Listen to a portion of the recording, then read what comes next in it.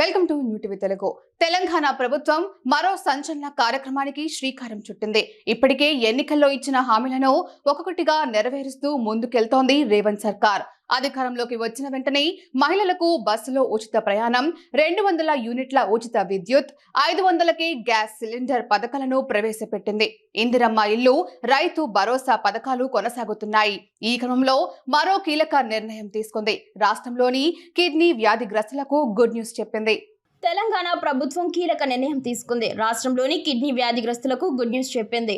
Kidney dialysis పేషెంట్లు కొత్తగా మరికొంత మంది పెరిగారని రాష్ట్ర ప్రభుత్వం పేర్కొంది. కొత్తగా మొత్తం 4021 మంది డయాలసిస్ రోగులకు నెలకు 2016 రూపాయల చొప్పున పెన్షన్లు మంజూరు చేసింది.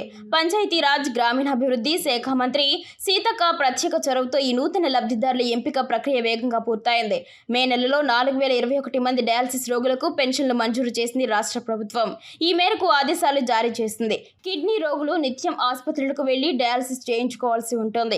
వారం వారం ఆసుపత్రికి వెళ్లాలి, లేదంటే ప్రాణానికే ప్రమాదం.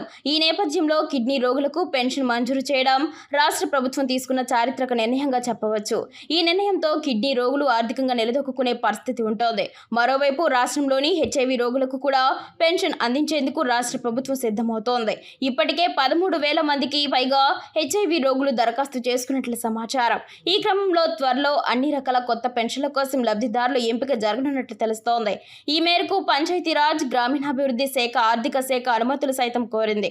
ఆర్థిక శాఖ నుంచి గ్రీన్ సిగ్నల్ వచ్చిన వెంటనే కొత్త పెన్షన్లు అందించడం ప్రారంభించేందుకు ఏర్పాట్లు జరుగుతున్నాయి. ప్రస్తుతం తెలంగాణ ప్రభుత్వం పెన్షన్ల కోసం నెలకు 993 కోట్ల రూపాయలు ఖర్చు చేస్తోంది.